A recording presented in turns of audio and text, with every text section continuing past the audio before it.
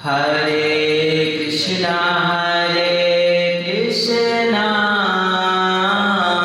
Krishna Krishna, Hare Hare, Hare Rama, Rama Rama, Hare Hare.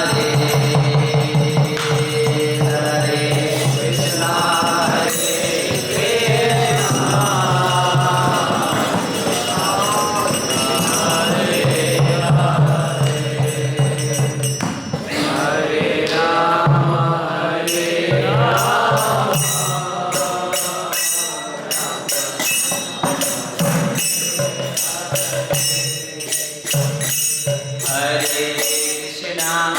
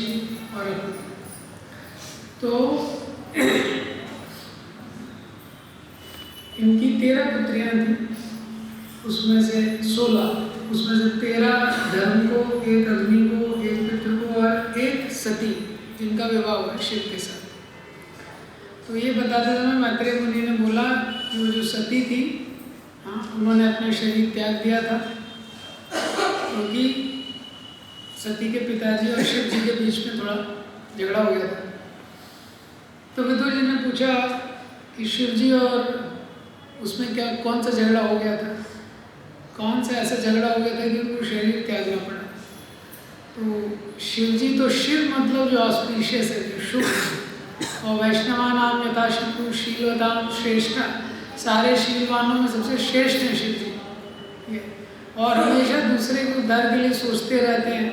Atmaram पूरी तरह से संतुष्ट और निरंतर भगवान के चिंतन में वो लगे रहते हैं। तो ऐसे शिव जी से किसका झगड़ा हो गया, कैसे द्वेष हो गया? तो 4.2 से 4.7 में सती का प्रसंग आता है। फिर उसके बाद उत्तानपाद की डायनेस्टी 4.8 से 4.12 में ध्रुव महाराज का प्रसंग आता है। और फिर वो 4.12 के बाद ध्रुव महाराज का प्रसंग जब एंड हो रहा होता है, तब मैत्रेय मुनि बोलते हैं कि यही ध्रुव महाराज का प्रसंग प्रचेतास के वहाँ पे नारद मुनि ने कोट किया था। प्रचेतास के तो फिर पूछते हैं प्रचेतास कौन है। तो प्रचेतास ध्रुव महाराज की डायनेस्टी में आते हैं, उनके वंश में आते हैं। तो उनका डिस्क्रिप्शन करने के लिए कि प्रचेतास कौन है तो उसके डिस्क्रिप्शन के लिए फिर वहाँ तक पहले वेन की कथा आती है, अंग महाराज, फिर वेन के बाद प्रथु, और प्रथु महाराज के बाद प्रचेतास। तो 13 से 16 में वेन की कथा है, 17 से 23 में प्रथु महाराज की कथा है, फिर 24वें चैप्टर में प्रचेतास आता है। तो बोलते हैं कि प्रचेतास का जब वर्णन शुरू करते हैं तो बोलते हैं उन्होंने भगवान के प्रसन्न करने के लिए 10,000 साल, ये रुद्र गीत शिव जी ने जो उनको बताया था। तो पूछते शिव जी से मुलाकात कैसे हो गया, तो उसका प्रसंग आता है प्राचीन वर्षन का, पुरंजन कथा 25 से 30 चैप्टर में। और फिर ये कथा के बाद पूछते हैं प्रचेतास को भगवान का दर्शन हुआ, उसके बाद उनको क्या गंतव्य मिला, वो लास्ट चैप्टर है। तो इसमें सबसे पहले 34 स्कंद में सती की कथा आती है, सती और दक्ष का जो एक होता है। तो 4.2 से 4.7 में सुदक्ष प्रजापति होते हैं, दक्ष तो यज्ञ कर रहे होते हैं, और दक्ष बहुत महान व्यक्ति है, ब्रह्मा जी ने उसको चुना है प्रजा की सृष्टि के लिए। तो इतना उनका तेज होता है, जैसे ही वो जो सभा होती है जो उसमें प्रवेश करते हैं दक्ष, तो जैसे सूर्य की कांति होती है वैसे ही उनका इतना तेज होता है, जैसे ही दक्ष प्रवेश करते हैं सब लोग उठ जाते हैं, नेचुरली सब उठ जाते हैं, उनको प्रणाम करते हैं। केवल 2 लोग नहीं उठते। कौन? शिव जी और ब्रह्मा जी। तो ब्रह्मा जी तो पिता हैं, परम पिता हैं, तो सोचते हैं तो कोई बात नहीं, इनको दादा देना चाहिए। शिव जी नहीं उठे, लेकिन उनको लगता है कि शिव जी के साथ तो बेटी का शादी किया है, ये मेरे से नीचे है उसमें। तो वहाँ पे दक्ष बोलना शुरू करते हैं, श्रीमद् भागवतम में बताया है, बहुत ही कठोर शब्द बोलते हैं। तो दक्ष बोलना शुरू करते हैं कि मैं मर्यादा के बारे में बता रहा हूँ, मेरे हृदय में कोई द्वेष नहीं, मैं द्वेष में नहीं बोल रहा हूँ, द्वेष में या अहंकार में है, मर्यादा को स्थापित करने के लिए बोल रहा हूँ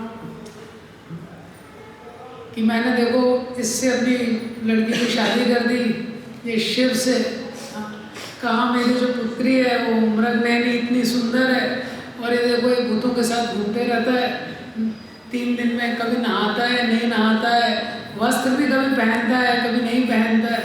तो शिव जी के बारे में बहुत कुछ बोला है उन्होंने, हमेशा ये शमशान में रहता है, अभी तक इसने घर भी बना के दिया नहीं है ये, और भूत पिशाचों के साथ घूमता है, वही इसके साथ में रहता है। तो इस तरह से शिव जी के बारे में बहुत श्रीमद् भागवतम में दिया है। निरपत्र बा शेमले से शिव जी के बारे में बोलने लगे। शिव जी तो सुन रहे थे, शिव जी को कोई डिस्टर्बेंस नहीं हुआ। अपूर्यमानम अचलम प्रतिष्ठम समुद्रमापा प्रविशन्ति यद्वत्, जो पूरी तरह से पूर्ण है वो ज़्यादा डिस्टर्ब नहीं होता है। शिव जी तो भगवान के चिंतन में उनको डिस्टर्बेंस नहीं हुआ, तो दक्ष और डिस्टर्ब हो गए। अगर आप किसी को डिस्टर्ब करना चाह रहे हो, डिस्टर्ब नहीं हो रहा है तो और डिस्टर्ब हो जाता है व्यक्ति, फिर और बोलने लगा। तो जो शिव जी के दूत थे नंदी आदि, ये क्रोधित हो गए, क्योंकि वैष्णव का निंदा सुनना भी नहीं चाहिए। तो ये क्रोधित हो गए, नंदी शाप देने लगा कि दक्ष की कि तुम्हारे जो सारे लोग हैं इस तरह के जो ब्राह्मण हैं सब कर्मकांड में फंसे रहेंगे, इसी संसार में रहेंगे, और आगे चल के तुमको बकरी का असर लगाना पड़ेगा। पहले ही नंदी ने भविष्यवाणी कर दिया जो होने वाला था। तो जब ब्राह्मणों के बारे में बोला नंदी ने कि सब कर्मकांड में लगे रहेंगे, इसी संसार में फंसे रहेंगे ब्राह्मण, अभी तक वो शाप काम कर रहा है नंदी का देखते हैं हम लोग। तो भृगु शाप देने लगे, भृगु ने बोले ब्राह्मण को शाप दे रहे थे, भृगु ने भी। तो ऐसा वो सभा में कर्स काउंटर कर्स ये चलने लगा। तो शिव जी ने देखा कि ऐसे तो ये बढ़ते जाएगा, शिव जी को लगा कि अगर इस तरह से ये तो बढ़ते जाएगा, तो शिव जी बस उठे और वहाँ से चले गए। तो शिव जी के जाने के बाद थोड़ा शांत हुआ। शिव जी वहाँ से जस्ट उठ के चले गए, कुछ बोला नहीं उन्होंने। तो दक्ष ने बहुत कुछ बोला था शिव जी को, यज्ञ में बैठने के लिए योग्य नहीं है, इसको यज्ञ का कुछ जो भाव होता है वो नहीं दिया जाएगा। और शिव जी को तो कुछ चाहिए ही नहीं था। तो शिव जी चले गए।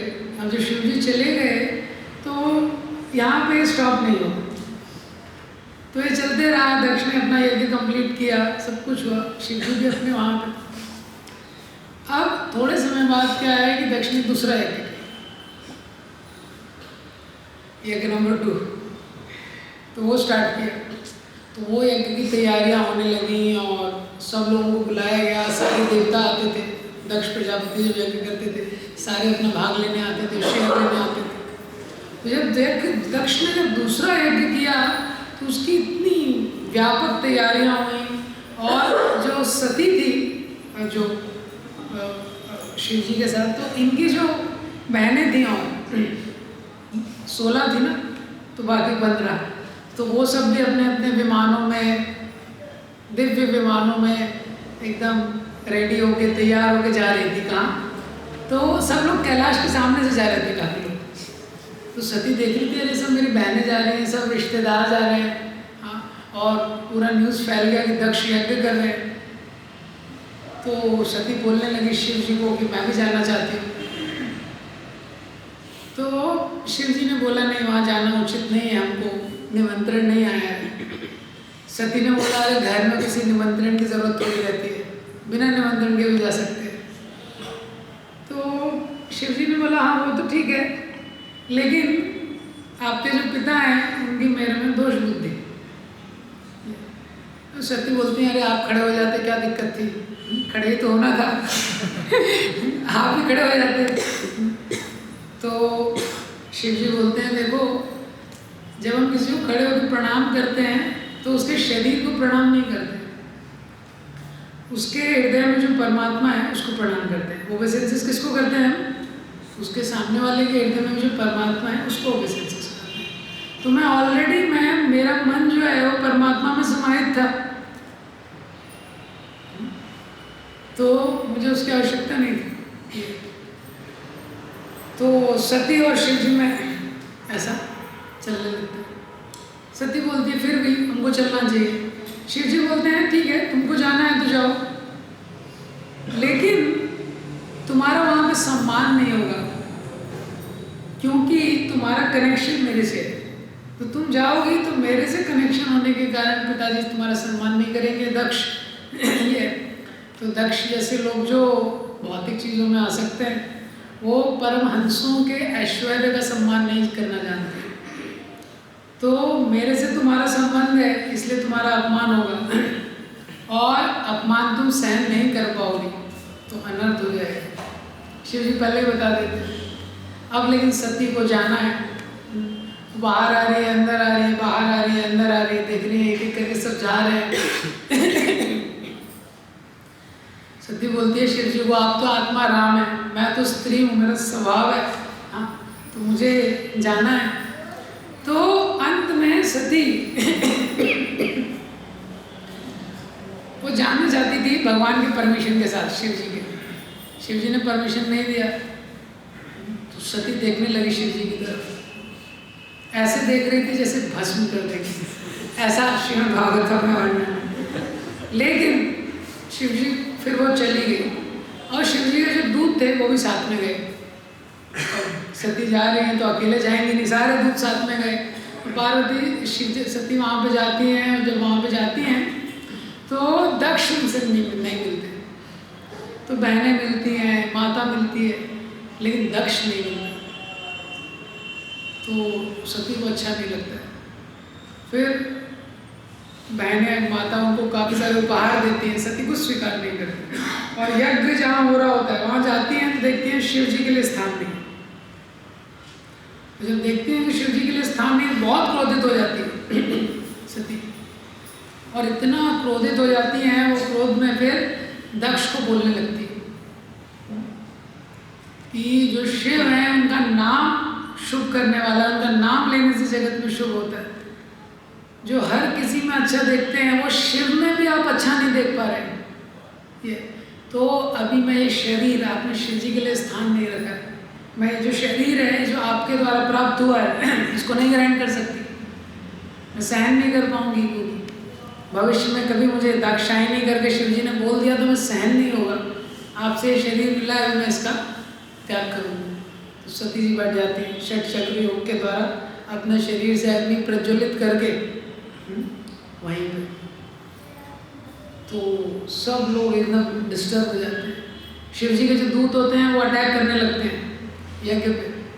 तो जो भृगु जी होते हैं एक मंत्र पढ़ते हैं, स्वाहा डालते हैं, रिभूस, हाँ रिभू करके एक सैनिक उत्पन्न होते हैं यज्ञ से, वो उनको मारने लगते हैं शिव जी के दूतों को।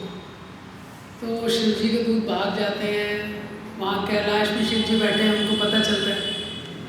तो शिव जी बहुत क्रोधित हो जाते हैं, तो वो प्रकट करते हैं किसको, वीरभद्र। तो वीरभद्र प्रकट होता है और शिव जी की 3 प्रदक्षिणा करता है, बोलता है बताइए मुझे क्या आज्ञा। तो इतना खतरनाक वो दैत्य होता है, इतना खतरनाक उसका पर्सनैलिटी रहता है, पृथ्वी से लेके आकाश तक। अब वो आता है तो शिव जी बोलते हैं जाओ दक्ष के यज्ञ का विध्वंस कर दो, और दक्ष का। तो वो आता है वहाँ से, तो यहाँ पे लोग देखते हैं तूफान कहाँ से आ रहा है, वो उसके आने से इतना तूफान, सारे यज्ञ मंडप में अंधकार फैल जाता है। और फिर वो वीरभद्र आता है, उसके पीछे शिव जी के सैनिक आते हैं, सबको मारते हैं। बहुत डिटेल में विस्तार से उसका वर्णन है, किसी के दांत तोड़ देते हैं उसके, हाँ, तो बहुत लोगों को मारते हैं, जो लोग थे, जिसने कमेंट किया था, जो इन्वॉल्व थे सबको। और फिर जिस यज्ञ जो बलि देने के लिए, यज्ञ पशु को मारने के लिए जो होता है, उसी से किसको, दक्ष का गला काट वीरभद्र, यज्ञ कुंड को जला देता है, दक्ष का गला काट देता है। तो ऐसे ही लीला चलती है। बाद में सब लोग सोचते हैं यज्ञ कंप्लीट होना चाहिए, यज्ञ कंप्लीट नहीं हुआ, तो ब्रह्मा जी के पास जाते हैं, ब्रह्मा जी वगैरह सब शिव जी के पास जाते हैं शिव जी से प्रार्थना करते हैं, तो शिव जी तो माफ़ कर देते हैं, क्षमा कर देते हैं और बोलते हैं ठीक है, आगे जाके बकरी का जो सर होता है दक्ष को लगा दिया जाएगा। लेकिन भागवतम में बहुत सारी स्टोरी है, उसमें से ये जो स्टोरी है ये विशेषकर वैष्णव अपराध, वैष्णव अपराध के लिए। वैष्णव अपराध कितना सीरियस रहता है वैष्णव के प्रति अपराध। तो एक होता है सिन, एक होता है ऑफेंस। सिन मतलब पाप और ऑफेंस मतलब अपराध, ये दोनों में अंतर है। तो जो पाप है वो तो कट जाते हैं, कोई हरि नाम कर रहा है, कुछ कर रहा है, पाप कट जाते हैं, लेकिन अपराध नहीं कटता। अपराध मतलब जो राधा रानी से दूर लेके जाता है, ऐसा। तो पाप व्यक्ति करता है, पाप करने की प्रवृत्ति बढ़ती है, लेकिन जब अपराध करता है वो और डेंजर है। सिन कैसा है, जैसे कपड़े में कभी कभी धूल लग जाती है, कपड़े में दंडवत किया, धूल लग गई, तो व्यक्ति ऐसे झाड़ लेता है, वो पाप है। लेकिन अपराध कैसा है, जैसे लोहे का जलता हुआ रॉड है और किसी ने ऐसे लगा दिया बॉडी में, वो क्या है, वो अपराध है। तो वो जाएगा जल्दी, वो नहीं जाएगा। वो वज्र लेप, एक धूल का लेप है, एक वज्र का लेप है। तो अपराध बहुत खतरनाक रहता है। तो भक्ति में भी देखते हैं, भागवतम में बहुत सारे स्टोरीज दिए हैं। अपराध भक्ति में जब में भी रुचि ना होने का यही एक कारण है, क्योंकि विशेषकर जब हम भक्तों के साथ रहते हैं तो वैष्णव अपराध ज़्यादा होता है। कोई बाहर रह रहा है तो वैष्णव के साथ है नहीं ज़्यादा, तो चांस कम है, लेकिन वैष्णवों के साथ रह रहा है तो अपराध हो जाता है। और वैष्णव अपराध होता है तो रुचि चली जाती है, जो थोड़ा बहुत टेस्ट होता है वो चला जाता है, भक्ति में व्यक्ति को ड्राई लगने लगता है। तो वैष्णव अपराध सबसे सीरियस अपराध है, इससे सीरियस और कुछ नहीं। तो ये जो श्लोक है, बहुजन्म करे यदि श्रवण कीर्तन तबु न पाए कृष्ण प्रेम धन। कई जन्मों तक श्रवण कीर्तन कर रहा है, तभी भी अगर प्रेम धन नहीं उत्पन्न हो रहा है, संसारम हृदयम नादे माने हरिनाम दे ना विक्रियते यदा विकारो नित्रम जलम का त्रिभुवेषु हर्षा। कृत संसारम हृदयम वदेतम ना गृह्यमाने हरि नाम दे।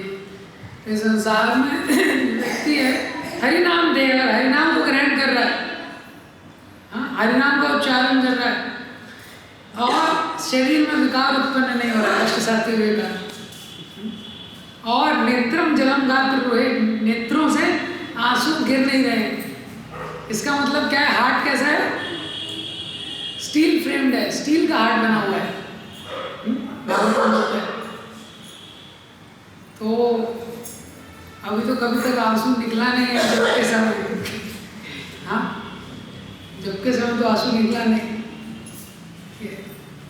तो क्योंकि अपराध हो जाते हैं। हरिनाम लेने रहा, कोई हरिनाम ले रहा है, श्रीमद् भागवतम बोलता है नेत्रम जलम गात्र रोहेश वर्षा, आंखों से आंसू नहीं निकल रहा है, शरीर में रोमांच नहीं हो रहा है, मतलब हार्ट स्टील फ्रेम, अपराध हो गए। मेजर रीजन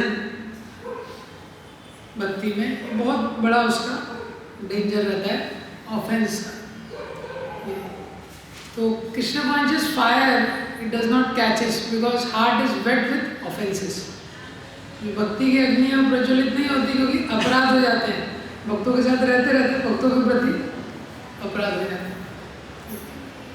तो अपराध कैसा है? देखिए, दक्ष ने अपराध किया, पहले शिव जी का किया। इसी प्रसंग में आता है शिव जी के बाद ब्रह्मा जी का भी कर देता है। बोलता है अरे परमेष्ठी के कहने पे शादी कर दी मैंने, मैं तो कर नहीं रहा था, सती की शादी इससे कर नहीं रहा था मैं, ब्रह्मा ने बोल दिया मुझे, तो ब्रह्मा जी का भी अपराध कर दिया और उसके बाद सती का भी अपराध कर दिया, माता सती का। और अपराध में हृदय इतना कठोर हो जाता है कि देखो उसको, उसकी खुद की बेटी है, उसको भी वो उसके प्रति कठोर। भागवत में बहुत सारी स्टोरीज हैं जिनमें लेसन है ऑफेंस से क्या क्या होता है, ऑफेंस से क्या क्या हो सकता है। तो एक स्टोरी है जड़ भरत की, वो आएगी आगे। जड़ भरत के प्रति वो डाकुओं ने अपराध कर दिया था, तो डाकू उसको लेके गए, तो वो बलि चढ़ाना चाहते थे, किसको? काली माता को। तो जड़ भरत तो परमहंस थे, पता नहीं था, जड़ भरत को उठा के ले गए, हाँ, और उनको बलि में लिटा भी दिया। बस वो मारने ही जा रहे थे तो काली माता प्रकट हो गई, हाँ, और उन्होंने सारे दैत्यों को मार दिया। इसमें क्या लेसन है? Even the demigods can not tolerate. Vaishnav पे जो अपराध है देवता भी उसको सहन नहीं करते। तो जड़ भरत ने प्रतिकार नहीं किया, लेकिन काली माता आ गई, हाँ, और सारे जो उनके भक्त थे सो कॉल्ड सबको मार दिया, वैष्णव के प्रति अपराध कर रहे थे। दूसरा स्टोरी है अम्बरीश महाराज का। दुर्वासा सन्यासी थे, ब्राह्मण थे, सन्यासी भी थे और ब्राह्मण भी थे, और इतने में थे ऋषि हैं, रुद्रांश हैं, सब कुछ है। अम्बरीश महाराज के प्रति अपराध कर दिया उन्होंने, जो वैष्णव थे। अम्बरीश महाराज गृहस्थ थे, राजा थे। जो अम्बरीश महाराज के प्रति अपराध कर दिया, पूरे ब्रह्मांड में कोई उनको आश्रय नहीं दे पाया। तो मैराथन में जाते हैं, ब्रह्मा जी के पास जाते हैं, शिव जी के पास जाते हैं, विष्णु जी के पास जाते हैं कि आप मुझे आश्रय दे दीजिए।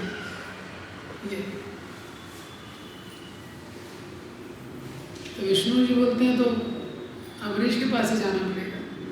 अहम भक्त पराधीनो नहीं अस्वतंत्र इवाद्विजा साधुग्रस्ते दियो भक्त भक्त जना प्रिया। तो विष्णु जी बोलते हैं कि भगवान विष्णु बोलते हैं अहम भक्त पराधीनो, मैं भक्तों के पराधीन हूँ, नहीं अस्वतंत्र। ऐसा मत सोचो कि मैं स्वतंत्र हूँ। साधु में ग्रस्त जो, क्योंकि मेरा जो हृदय है वो कैप्चर कर लिया किसने? साधुओं ने।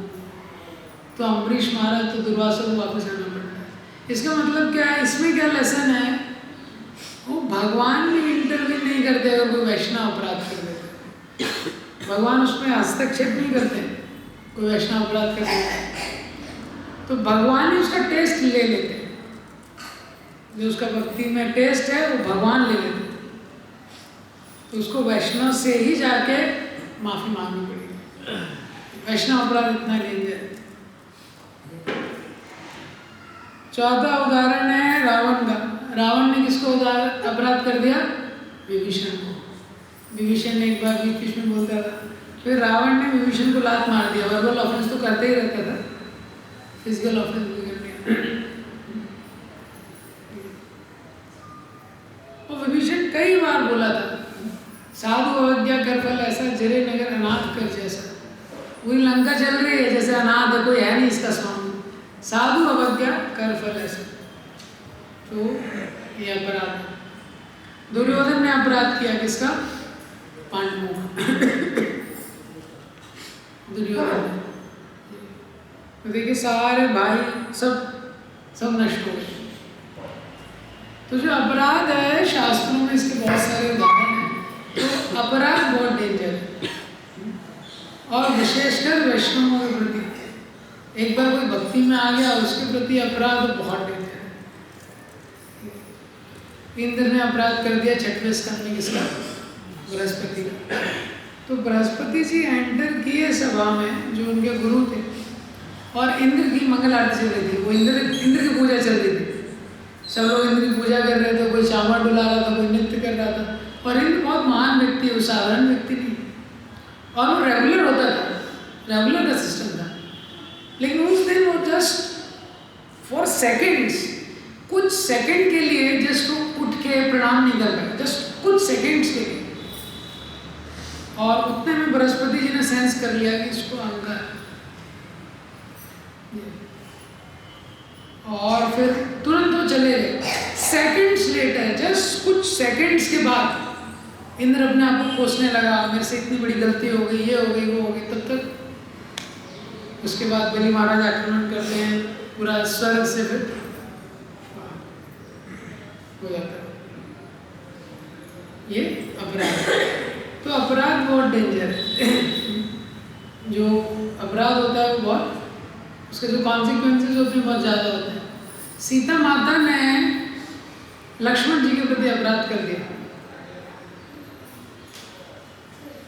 क्योंकि लक्ष्मण जी से जब भगवान गए थे, लक्ष्मण जी को उन्होंने बोला, अरे भाई वो कि तुम मेरा भोग करना चाहते हो, जब मारीच का जो प्रसंग था, लक्ष्मण जी पे डाउट किया। तो इसीलिए जब लंका पे विजय प्राप्त की भगवान ने, तो भगवान सीता माता को दिखाना चाहते थे डाउट का पेन क्या होता है। तो भगवान ने बोला सीता माता को भी परीक्षा देनी पड़ेगी। सीता माता पे भी डाउट हुआ। तो वैष्णव अपराध जो है वो क्या है, वो जाता नहीं है, इसलिए उसको बोला है मैड एलिफेंट डिसीज, जो पागल हाथी होता है। तो भक्ति का जो गार्डन होता है, तो मैड एलिफेंट कैसा होता है, अगर पागल हाथी को किसी गार्डन में छोड़ देंगे तो वो इस प्रकार से ध्वस्त करता है, कई सालों तक आप उसमें कुछ नहीं लगा सकते। वो केवल करंट गार्डन को नहीं ध्वस्त करता है, वो इस प्रकार से डिस्ट्रॉय करता है, कई सालों तक उसमें आप कुछ लगा नहीं सकते। ऐसे ही भक्ति में जब वैष्णव अपराध हो जाता है सीरियस, कई जन्मों तक कवर हो जाता है सिस्टम व्यक्ति का, कई जन्मों तक वो रिकवरी नहीं होती, भक्ति डिस्ट्रॉय नहीं होती लेकिन कवर हो जाती है। ये तो इस प्रकार के बहुत सारे प्रसंग हैं शास्त्रों में, श्रीमद् भागवतम में अपराध के, और चैतन्य चरितामृत में हम देखते हैं कि सबसे स्ट्राइकिंग प्रसंग है सची माता और अद्वैताचार्य। तो शची माता होती हैं तो क्या है, अद्वैताचार्य के पास शची माता के जो बड़े बेटे थे, क्या नाम था, विश्वरूप, वो जाते थे अद्वैताचार्य के पास, और फिर उन्होंने ले लिया संन्यास। विश्वरूप निमाई तब छोटे थे, बहुत समय के बाद शची माता को कोई संतान हुई थी। हाँ, ऑलरेडी उनकी बहुत सारी पुत्रियाँ, 7-8 पुत्रियाँ जन्म लेती, उनकी मृत्यु हो गई। तो एक बार शची माता ने बोल दिया, ये जो अद्वैत है, ये अद्वैत नहीं है, द्वैत है। अद्वैताचार्य को अद्वैत नहीं है, द्वैत है। अद्वैत मीन्स नॉन ड्यूअल, ये ड्यूअल है। इसने देखो बच्चे को मेरे सन्यासी बना दिया।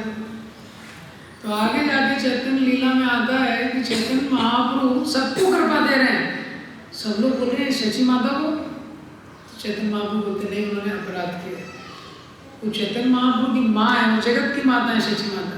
और चैतन्य महाप्रभु ने इतने शरारती थे बचपन में जब निमाई थे, इतने शरारती थे कि उसका कोई सीमा ही नहीं था, इतने शरारती थे।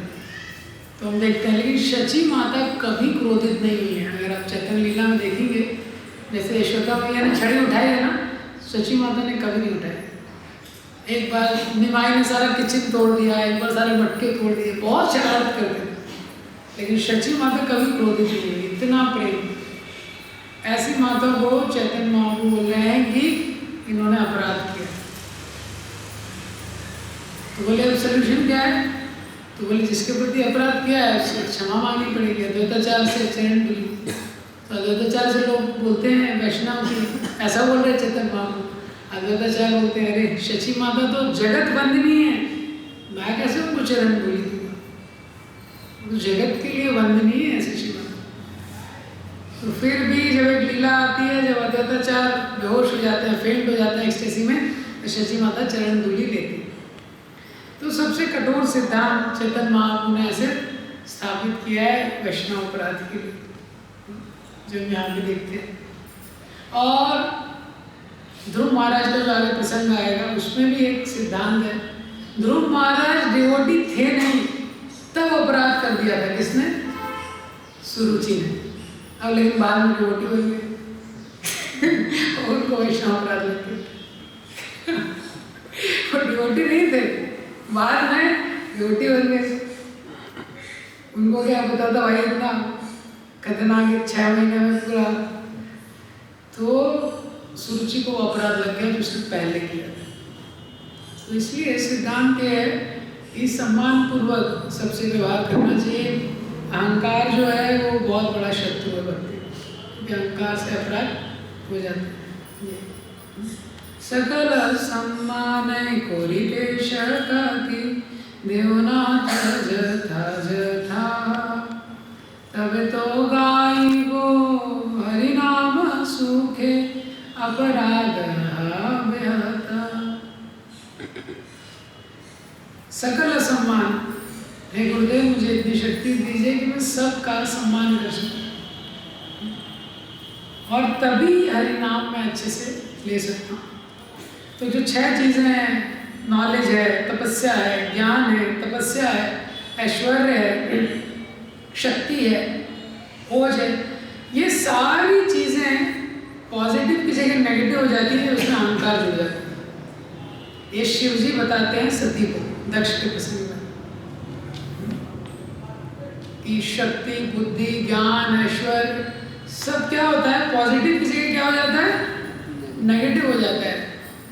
भूषण की जगह दूषण हो जाता है अगर उसमें अहंकार जुड़ जाता है।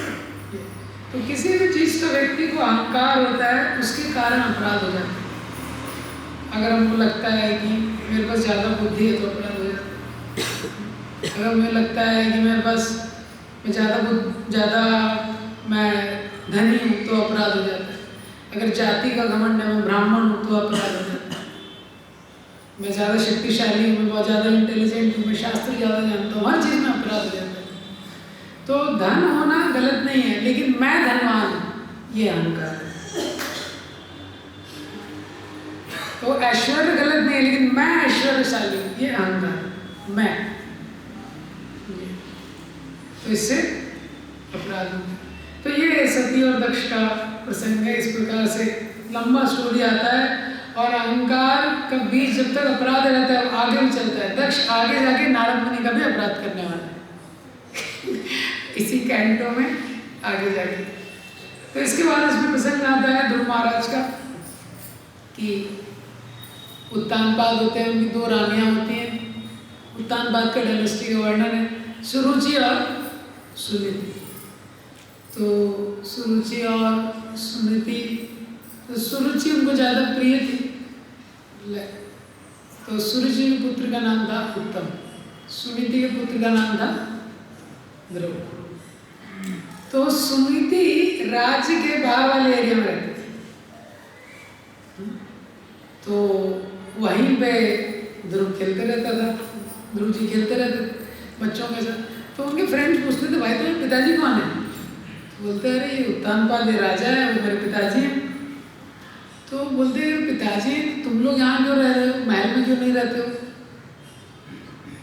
तो ध्रुव ने अपनी माँ से पूछा, सुनीति से, कि हमारे पिताजी से मेरे को मिलने जाना है, पिताजी महल में रहते हैं। सुनीति ने बोला हाँ जा सकते हो। तो ध्रुव मिलने जाते हैं। अब जब मिलने जाते हैं तो वहाँ पे वो लीला होती है। तो उत्तम बैठा हुआ है उत्तानपाद की गोद में। अब दूसरी जगह ध्रुव महाराज भी छोटे हैं, 5 वर्ष के, बैठना चाहते हैं, प्रयास कर रहे हैं। तो गोद में बैठने का प्रयास करते हैं, तो सुरुचि आ जाती है। और सुरुचि बोलती है कि तुम इसमें नहीं बैठ सकते। क्यों? अगर यहाँ पर तुमको बैठना है तो भगवान की तपस्या करनी पड़ेगी पहले, और मेरे गर्भ से जन्म लेना पड़ेगा। राजा का पुत्र होना योग्यता नहीं है, रानी का पुत्र होना इम्पोर्टेंट है। तो सुरुचि इनडायरेक्टली बोल रही है कि पहले ये शरीर त्यागना पड़ेगा, मृत्यु के बाद दूसरा शरीर जब तुमको मिलेगा, मेरे गर्भ से जन्म होगा। हाँ, तो वो बोलती है भगवान की आराधना करनी पड़ेगी। तो ध्रुव महाराज क्षत्रिय पुत्र है, क्षत्रिय का खून है, और इतना उनको क्रोध आता है, छोटे बच्चों को समझ नहीं रहा है। उत्तानपाद की ओर देखते हैं, उत्तानपाद अटैच्ड है। तो देखिए आसक्ति परंपरा में कहाँ से चल रही है, स्वयं को मनु के वंशज है। और उत्तानपाद कोई साधारण व्यक्ति नहीं है, आगे आएगा। जितने महान लोग हैं उनके जीवन में भी वीक मोमेंट्स रहते हैं, ये शास्त्र में हम ये देखते हैं। तो उनके जीवन में भी कुछ वीक मोमेंट्स रहते हैं। किसी का भी लाइफ 100% ऐसा नहीं,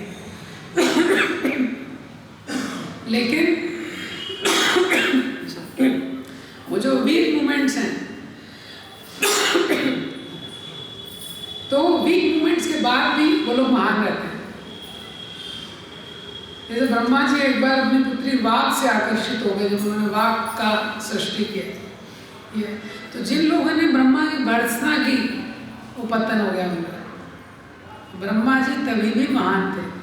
महान तेजी असान ना दोषा है, शास्त्रों में बोला है जो महान लोग होते हैं उसमें दोष का दर्शन नहीं करना चाहिए। अगर क्षणिक कुछ दोष आ जाए उसका दर्शन नहीं करना चाहिए। तो उत्तानपाद आसक्त थे सुरुचि से, वो सोचने लगे मैं क्या करूं। तो उत्तानपाद को लगा कि मैं न्यूट्रल रहता हूं। बट संसार ऐसा है, कभी कभी हमको लगता है कि हम झगड़े में पड़ते ही नहीं। But being neutral sometimes is taking a very strong stand. महाराज बोलते हैं लेकिन न्यूट्रल रहना ही बहुत बड़ा स्टैंड हो जाता है। तो ध्रुव देखता है पिताजी कुछ बोल नहीं रहे हैं और उसको क्रोध हो जाता है।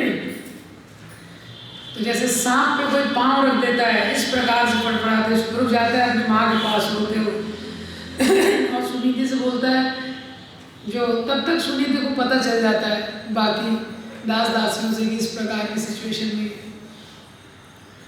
तो सुनीति बोलती है कि 3 चीजें बोलती है। पहला, don't wish evil for anyone, किसी के लिए भी दोष बुद्धि मत कर। ध्रुव को बोलती है किसी के प्रति भी अपने हृदय में द्वेष मत ला। और वो बोलती हैं कि जो भी तुम्हारी माँ, जो भी हमको कष्ट मिलता है संसार में, ये हमारे ही कर्मों का फल है।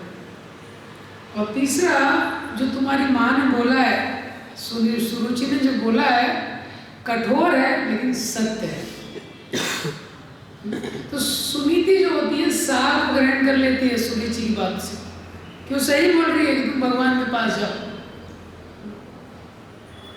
क्यों? वो भृत्य वत्सल, तमेव वत्साशय भृत्य वत्सलम, तुम जाके हे वत्स आश्रय लो भगवान का। और भृत्य वत्सल है, मेरे जैसी लाखों माताएं भी उतना प्रेम नहीं दे सकती हैं जितना वो दे सकते हैं।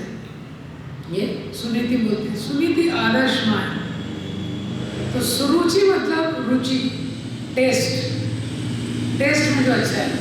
सुनीति मतलब जो नीति में अच्छी है, जिसका नीति क्लियर है। तो सुनीति ने इस प्रकार से ध्रुव महाराज को बोला और ध्रुव महाराज निकल गए। रात में ध्रुव महाराज निकल गए ढूंढने के लिए कि, और ध्रुव महाराज को लगा सारा डिस्कशन देख के उन्होंने कंक्लूड किया सारा मैटर किंगडम का है, सारा जो इशू चल रहा है ये किसका है, किंगडम का इशू। तो हम मुझे ऐसा किंगडम चाहिए मेरे दादाजी ब्रह्मा जी से भी बड़ा, ग्रेट ग्रैंडफादर जो ब्रह्मा है उससे भी बड़ा मुझे राज्य चाहिए। तो उसके लिए सुनीति ने बोला भगवान जो प्रदान करेंगे। तो 5 साल के ध्रुव महाराज, ध्रुव मतलब जो डिटरमाइंड है, जो अटल है, जो अचल है, और वो निकल गए और वो पैदल रात में घने जंगल में निकल गए भगवान को ढूंढने के लिए। वो कुछ पता नहीं था, इतना छोटा आयु था, कुछ कांटेक्ट नहीं, कुछ बुद्धि नहीं, लेकिन इतना डिटर्मिनेशन नारद मुनि उनको मिलते हैं।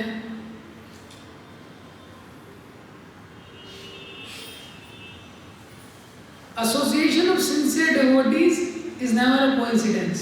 It's always a gift of Krishna. गंभीर भक्तों का संग कभी भी इत्तेफाक नहीं रहता है जीवन में, भगवान का अरेंजमेंट है। ऐसे घने जंगल में जहाँ कोई नहीं है वहाँ भगवान ने नारद मुनि को भेज दिया क्योंकि ध्रुव भक्ति करना चाहते थे। तो नारद मुनि ध्रुव को बोलते हैं कि अरे तुम तो छोटे बच्चे हो, कहाँ इतना सीरियसली ले रहे हो, सब खेलने की उम्र है तुम्हारी ये, और ये सब इतना सीरियसली नहीं लेना चाहिए। लेकिन ध्रुव महाराज कन्विंस नहीं होते। नारद मुनि बोलते हैं देखो ऑनर डिसऑनर, मान अपमान, ये तो शरीर के लेवल पे है ना, वैसे भी मान अपमान। हाँ, अनुक्रोशम गुणादुमान, हाउ दिस श्लोक गोस, अनुक्रोशम गुणादुमान गुणादिकम मुदम लिप्सेत, अनुक्रोशम गुणादुमान मैत्रिम सामान अनुविच्छे नाता पे विभूयते। गुणादिकम मुदम लिप्सेत, जो हमसे सीनियर है, डीलिंग्स का सेशन में रहते डीलिंग्स, गुणादिकम मुदम लिप्सेत, जो गुणों में हमसे अधिक हैं उनसे ईर्ष्या नहीं करनी चाहिए, उनके प्रति एप्रिसिएशन करना चाहिए, उनसे लन करना चाहिए। और गुणादिकम मुदम लिप्सेत गुणात्मा, और जो हमसे गुणों में कम है, जो सुपीरियर है उनका सेवा करना चाहिए, और जो जूनियर है उनको प्रेम देना चाहिए। मैत्रिम, और जो समान लोग हैं, समान अनुविच्छे, जो समान है, समवयस्क है, उनके साथ मैत्री करनी चाहिए। अगर इस प्रकार से संसार में कोई व्यवहार करता है ना तापे अभिभूयते, 3 ताप उसको कष्ट नहीं देते। अगर इस प्रकार से कोई व्यवहार करता है तो जो सीनियर है उसके प्रति वो सेवा का भाव रखता है। अगर सीनियर को सुपरसीड करना चाहता है तो उसको दिक्कत होगी। इसी तरह जो इक्वल्स हैं उनके वो फ्रेंडशिप रखता है। फ्रेंडशिप मतलब कॉपरेट करता है, शेयर करता है। अगर कंपटीशन करेगा तो दिक्कत होगी। और जो जूनियर है उनसे लव रखता है, सर्व करना चाहता है, एक्सप्लॉइट करेगा तो दिक्कत होगी।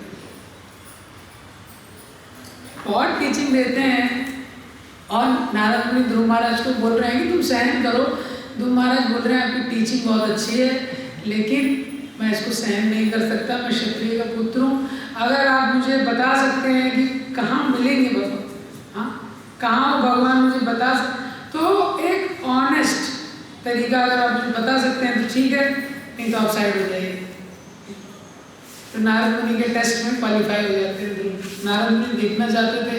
नारद मुनि बोलते हैं बड़े दुर्जय है ये पथ, हाँ दुर्गम पथस्थो कव्यो वदंती, बहुत दुर्गम पथ है, इतने सालों साल योगी ऋषि तपस्या करते हैं तब उनको प्राप्त नहीं होता है। भगवान को प्राप्त करना आसान नहीं है, और तुम अभी छोटे हो, बड़े हो गए तब ट्राई कर रहे हो।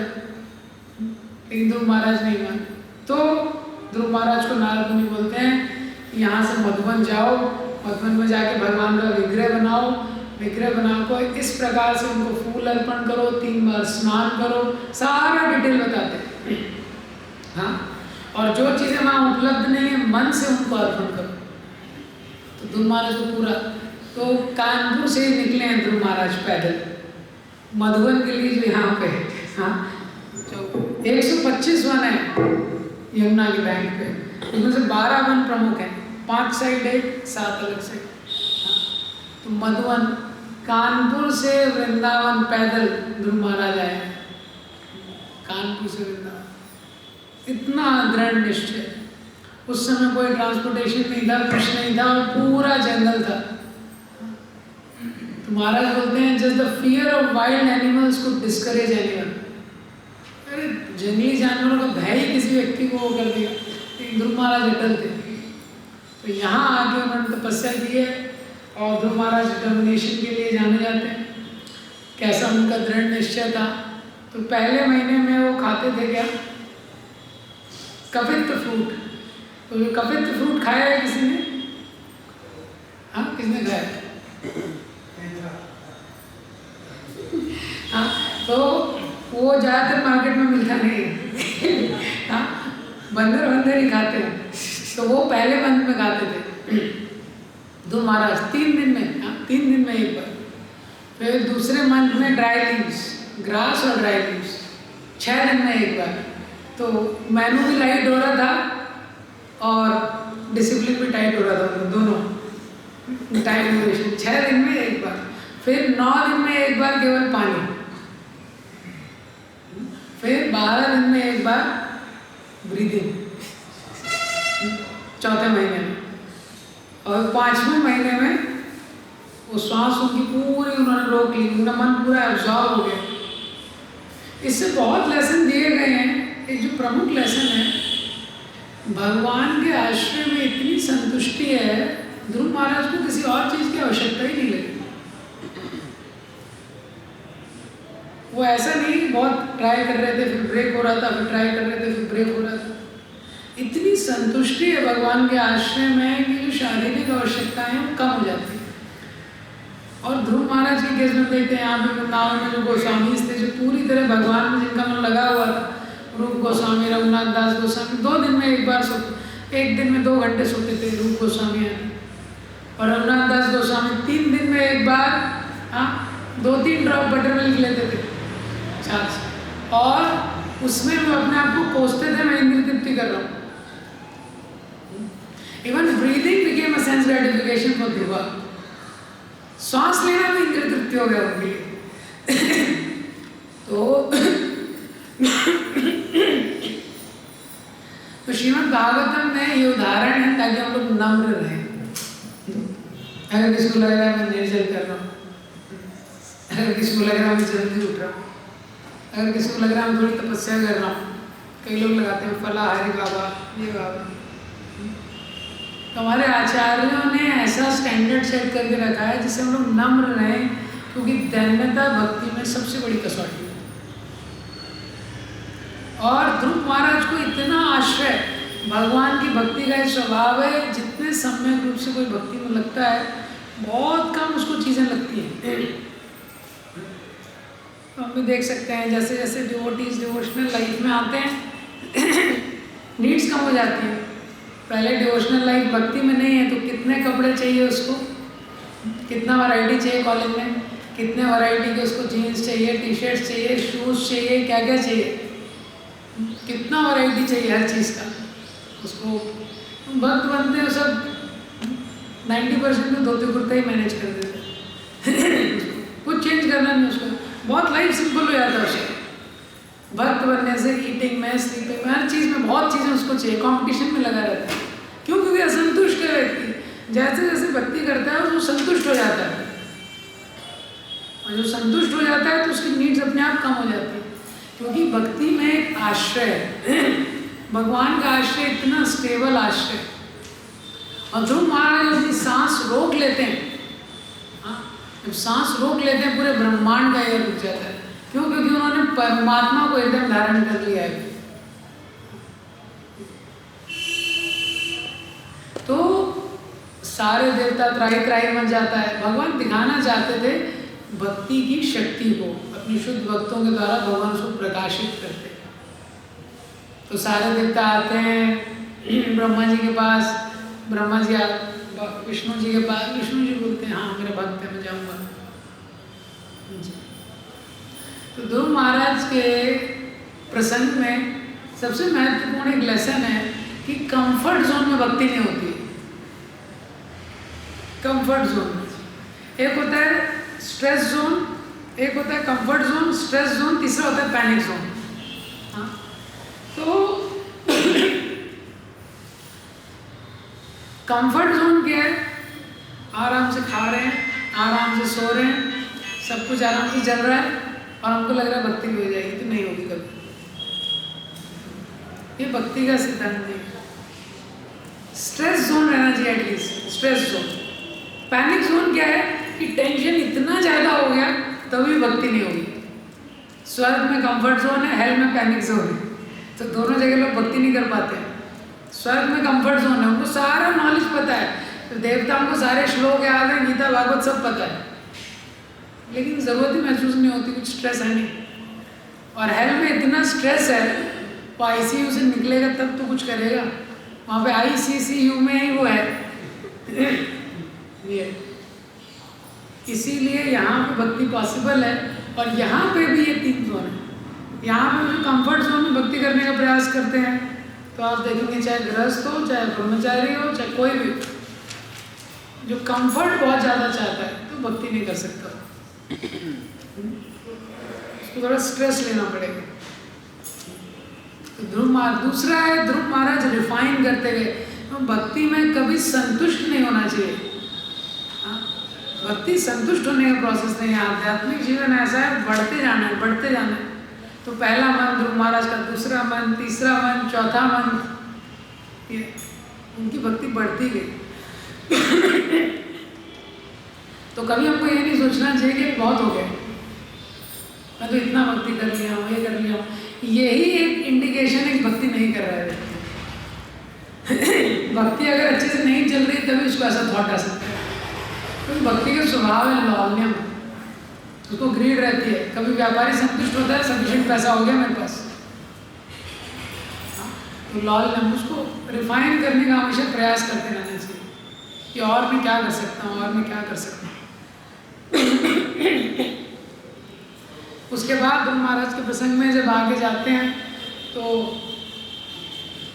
प्रश्निकर भगवान का अवतार होता है, और जैसे ही भगवान को, अभी तक भगवान का अंदर दर्शन कर रहे हैं, तो प्रश्निकर जैसे ही भगवान का अवतार होता है, अंदर का थोड़े टाइम के लिए दर्शन बंद हो जाता है, हाँ, कर्टेन क्लोज हो जाता है दर्शनार्थी का। तो ध्रुव डिस्टर्ब हो जाते हैं, डिस्टर्ब होकर जैसे ही आगे बोलते हैं सामने वही भगवान है, और जैसे ही उनका दर्शन लेते हैं, 5 साल के हैं ध्रुव महाराज, तो उनके मन में होता है कि प्रार्थना अर्पण की जाए। अब लेकिन स्कूलिंग हुआ नहीं, अभी फर्स्ट क्लास भी कंप्लीट हुआ नहीं है, हाँ, तो कुछ आता नहीं है ध्रुव महाराज को, लेकिन हृदय में उत्कंठा है, कुछ प्रार्थना अर्पण की जाए। भगवान अपना शंख स्पर्श करते हैं, the essence of all the Vedas get revealed to Dhruv Maharaj by Krishnashtak. सारे वेदों का जो सार है वो ध्रुव महाराज को तुरंत प्रकाशित हो जाता है। तो जब हम सेवा के लिए बहुत हृदय में इच्छा करते हैं, भगवान सारा सार तत्व दे देते हैं हमको कुछ श्लोक याद हो नहीं याद हो, सार आ जाता है जो भगवान की भक्ति करना चाहते हैं। जो साउथ इंडियन ब्राह्मण था उसको कुछ पढ़ना नहीं आता था गीता, लेकिन गीता का सार आता था उसको, तो भगवान ने प्रकाशित कर दिया। और ध्रुव महाराज 12 श्लोकों में, आचार्य बोलते हैं 12 आदित्य की तरह वो है। सूर्य जैसे आकाश को प्रकाशित करता है, ऐसे जो ध्रुव महाराज की प्रार्थनाएं हैं 12 आदित्य की तरह प्रकाशित कर रहे हैं। ऐसी प्रार्थनाएं करते हैं भगवान को। और उसके बाद वो बोलते हैं स्थानाभिलाषी तपस्वस्ते में, स्थानाभिलाषी, मैं किंगडम चाहता था, उसके लिए मैंने तपस्या की। काचन चिन्नम अपिरविरत्नम स्वामी कृतार्थोस्मि वरम न याचे। भगवान के दर्शन के बाद वो बोलते हैं मुझे माफ़ कीजिए, कांच के टुकड़े के लिए मैं पीछे भाग रहा था, अभी दिव्य रत्नम, ये दिव्य रत्न मेरे सामने था। आपका जो भक्ति है, आपका जो दर्शन है, दिव्य रत्न मुझे प्राप्त हुआ है, मैं कितना मूर्ख था, मैं काचन विचिन्नम, कांच के टुकड़ों के प्रति पीछे भाग रहा था। स्वामी कृतार्थोस, मैं कृतार्थ हूँ, वरम नहीं याचे, मुझे कोई वर नहीं चाहिए। तो इससे हम समझ सकते हैं कि जितना भगवान से कनेक्शन होता है, कैसे व्यक्ति पूरी तरह अपने आप संतुष्ट हो जाता है। चैतन्य चरितामृत में सिद्धांत आता है, चैतन्य चरितामृत में किसका स्टोरी है, कोलावैज श्रीधर, और वो कोलावैज श्रीधर है तो इतने गरीब है, वो इतने गरीब है। बंगाल में उन्होंने बिजनेस स्टार्ट किया है किसका, केले का, और बंगाल में हर घर में केला होता है, हर घर में केले का पेड़ मिलेगा बंगाल में। वहाँ उन्होंने केले का बिजनेस स्टार्ट किया, कोलाविचा श्रीधर ने। और केले का फल, केले का जो पत्ता, केले का जड़ सब कुछ बेचते हैं, एकदम मिनिमम प्राइस में बेचते हैं ये।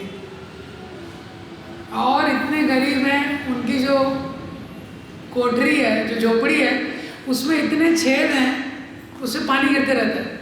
एक ही पात्र है जिसका सब चीज़ों के लिए उपयोग करते हैं, एक ही पात्र उनके पास, उसमें भी डेंट वेंट लगा हुआ है। और धोती उनकी जो है, वो धोती इतनी जगह फटी है, तो जब वो धोती फटती थी तो उसको बांध लेते थे। तो धोती में नॉट्स ज़्यादा हैं, धोती कम है। ऐसे कोलाविचा श्रीधर के पास निमाय स्वयं चैतन्य महाप्रभु, स्वयं कृष्ण है, वो उनके पास आते थे, रोज बार्गेनिंग करने आते थे। देखो भगवान का इतने बड़े बड़े प्रोजेक्ट हैं, क्या धर्म संस्थापनार्थाय परित्राणाय साधुनाम विनाशाय च दुष्कृताम।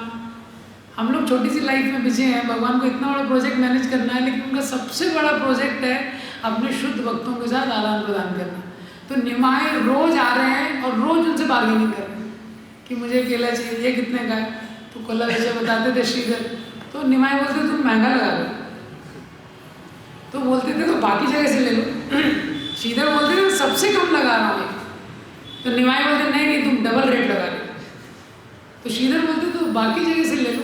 बोले मुझे इतना अच्छा दुकानदार मिला है, मैं दूसरे के पास क्यों जाऊँ? निमाई बालक के रूप में थी, मैं क्यों जाऊँ दूसरे के पास? और फिर हाफ रेट में लेके जाते थे निमाई कोलाविचा श्रीधर से। और रोज का है ये, रोज का पास टाइम है चैतन्य महाप्रभु। तो जब महाप्रकाश लीला करते हैं चैतन्य महाप्रभु, सबको कृपा दे रहे हैं, सबको। तो चैतन्य महाप्रभु बोलते हैं श्रीधर श्रीधर, इसको पता नहीं है कौन है। तो कोलाविचा श्रीधर तो कोई जानता ही नहीं था उनको। जितने फेमस भक्त थे चैतन्य महाप्रभु के, नित्यानंद प्रभु, श्रीवास ठाकुर, ये सब फेमस लोग थे, जानते थे सब। अब कोई जानता ही नहीं कोलाविचा श्रीधर कहाँ है। तो चैतन्य महाप्रभु बोलते हैं इस दिशा में आगे जाते जाओ, और जहाँ से हरि नाम की ध्वनि आ रही होगी, हरे कृष्णा कृष्णा कृष्णा हरे हरे, हरे राम राम राम हरे, वही श्रीवास का घर है। ऐसे किसी का अकोमोडेशन बता सकते हैं कलयुग में? तो चैतन्य महाप्रभु बोलते हैं जहाँ से हरि नाम की ध्वनि, तो श्रीवास की झोपड़ी से पानी गिर रहा है और कुछ नहीं है उसके पास, लेकिन हरि नाम है। तो अभी आप सोचिए श्रीवास का कितना प्रॉफिट होता होगा ऐसे बिजनेस में। तो प्रोडक्ट ऐसा है जिसकी डिमांड नहीं है, प्राइस मिनिमम है, और थोड़ा सा लॉस चैतन्य महाप्रभु भी करा रहे हैं। उस प्रॉफिट का जो भी उनको मिलता था 50% गंगा माता की वर्षिप में, 50%। तो चैतन्य महाप्रभु भक्त लेने आते हैं। चैतन्य महाप्रभु श्रीधर को बोलते हैं श्रीधर मांग लो जो तुमको मांगना है, मैं तुमसे बहुत प्रसन्न हूँ, तुमको जो मांगना है मांग लो। तुमको संपत्ति चाहिए संपत्ति मांग लो, रिद्धि सिद्धि अष्ट सिद्धि जो चाहिए तुमको मांग लो। तो श्रीधर बोलते हैं मैं क्या करूँगा, लेकिन इसका संपत्ति का मैं क्या करूँगा? हाँ, चैतन्य महाप्रभु बोलते नहीं तुम इतने गरीब हो, एटलीस्ट अपना झोपड़ी का रिपेयर मेंटेनेंस करा लेना। श्रीधर बोलते हैं कोलाविचा श्रीधर कि महाप्रभु पेड़ पे पक्षी रहते हैं, महल में राजा रहता है, आयुर्हृति भया पुंसम उद्यन नस्तो चयन नसो, दोनों के लिए समय निकल रहा है, क्या अंतर है? इस समय तो निकल ही जाएगा इस प्रकार से। तो ऐसे ही ध्रुव महाराज यहाँ पे बोलते हैं कि मुझे कुछ भी नहीं चाहिए, लेकिन फिर भी भगवान देते हैं। एक आचार्य बोलते हैं भगवान देते हैं क्योंकि भगवान ने सोचा कि अगर मैं नहीं दूंगा, ऑलरेडी एक प्रहलाद का केस है, प्रहलाद महाराज को देना था, प्रहलाद महाराज बोले मैं लूँगा नहीं। फिर बोला मांगो, तो बोला यदि दास्य से मैं कामान देना चाहते हैं तो ये वरदान दीजिए कि हृदय में कोई भी भौतिक इच्छा ना रहे। तो लोग सोचेंगे भगवान की भक्ति करता है तो ब्रेन वॉश कर देते हैं भगवान, इतना इसने मेहनत किया, IIT क्लियर किया, ब्रेन वॉश हो गया। तो इसलिए भगवान ने बोला नहीं मैं तुमको दूंगा। तो भगवान ने ध्रुव लोक दिया, भू वैकुंठ है ध्रुव लोक, ब्रह्मलोक से भी ऊपर।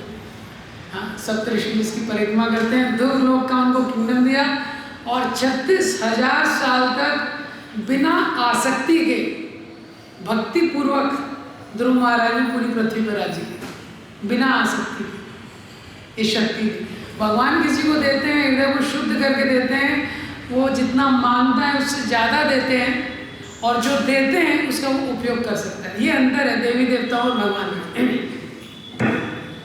देवी देवताओं से कोई मांगता है, हाँ, तो क्या होता है, वो सोने का पहाड़ मांगता है, राई के बराबर सोना दे सकते हैं उसको, और नहीं दे सकते उसे, उनका कैपेसिटी नहीं उससे ज़्यादा। दूसरा क्या है, वो एक्सचेंज ऑफर करते हैं, व्यक्ति ले तो लेता है लेकिन उसको हैंडल नहीं कर पाता, उसका दुरुपयोग करता है।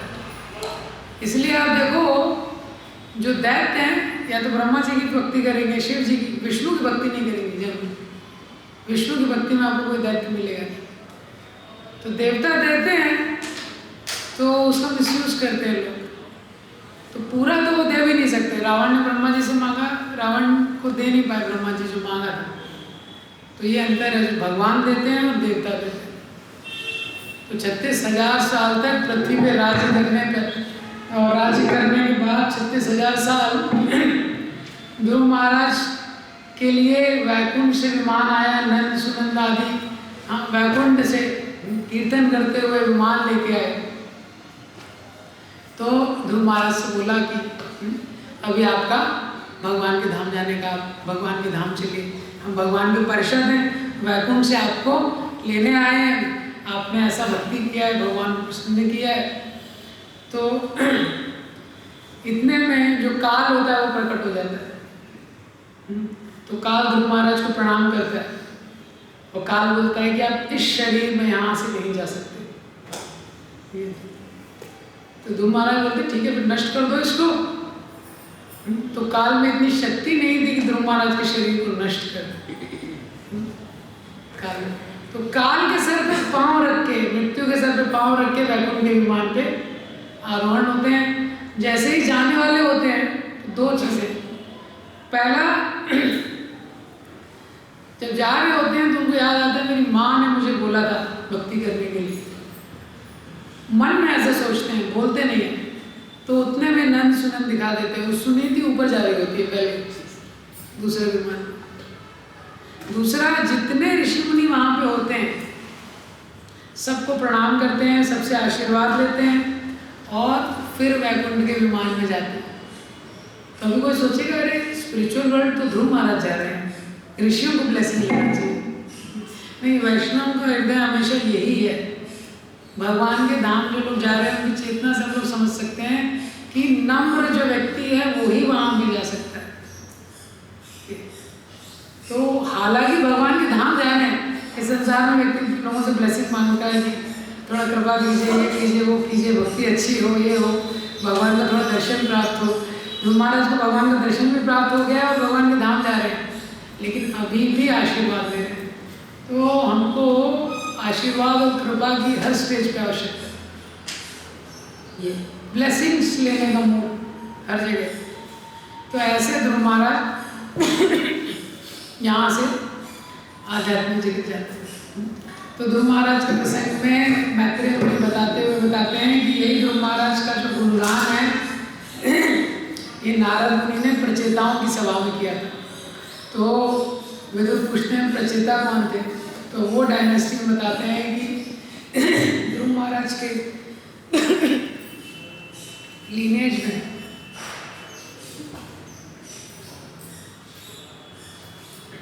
ध्रुव महाराज के लीनेज में एक राजा हुए जिनका नाम क्या था, अंग। राजा का नाम हुआ अंग। तो अंग महाराज थे, वो अपना यज्ञ कर रहे थे। यज्ञ का जो भाग था कोई देवता ले नहीं रहा था। तो लोगों ने बताया कि भाई ये तो कुछ आपसे अपराध हुआ है, यज्ञ का कोई भाग ले नहीं रहा है ये। और अंग महाराज के कोई पुत्र नहीं थे। तो फिर फाइनली उन्होंने यज्ञ करवाए, यज्ञ के द्वारा उनको पुत्र हुआ है। पुत्र का नाम क्या था, वेद। अंग महाराज की पत्नी का नाम था सुनीति। सुनीति मृत्यु की बेटी थी। 4th कैंटो में अधर्म का लीनिएज दिया है। तो मृत्यु की पत्नी थी, मृत्यु की बेटी थी। तो जो वेन था अपनी माँ पे गया था और बचपन से ही इतना क्रूर था। खेलते खेलते जब बच्चों के साथ खेलता था तो किसी किसी का हाथ काट देता था, किसी का गला काट देता था। ये प्री नर्सरी के बाल लीला में किसी को कुएं में फेंक देता था। अंग महाराज ने बड़ा प्रयास किया उसको समझाने का ये, लेकिन इतना क्रूर वो था, सुधर नहीं रहा। तो एक दिन अंग महाराज के हृदय में इतना, रात में वो चिंतन करने लगे। पहले मैं पुत्र के लिए शोक कर रहा था, पुत्र के लिए शोक कर रहा था, पुत्र हो गया तो ऐसा पुत्र हुआ है। तो आधी रात में सब छोड़ के वो, तो अंग महाराज बोलते हैं बैड सन इज गुड। अंग महाराज वहाँ पे क्या बोलते हैं भागवतम में, बैड सन इज गुड। अगर खराब पुत्र है तो अच्छा है, हाँ, क्योंकि तुरंत वैराग्य उत्पन्न कर देगा। तो रात में चले गए, रात में जंगल छोड़ के चले गए भगवान में ध्यान लगाने के लिए। उसके बाद अब जब महाराज चले गए तो ब्राह्मण सोचने लगे, राजा जैसे, राजा के बिना प्रजा नहीं रह सकती, प्रजा अनाथ हो जाएगी, अनाचार फैल जाएगा, तो किसको राजा बनाया जाए, कोई ऑप्शन नहीं है। सुनीति ने बोला कि मेरा बेटा है, टैलेंटेड है, वेन, उसको राजा बना। तो ब्राह्मण ने बोला ठीक है, ट्राई करते हैं इसको। तो वेन को राजा बना दिया।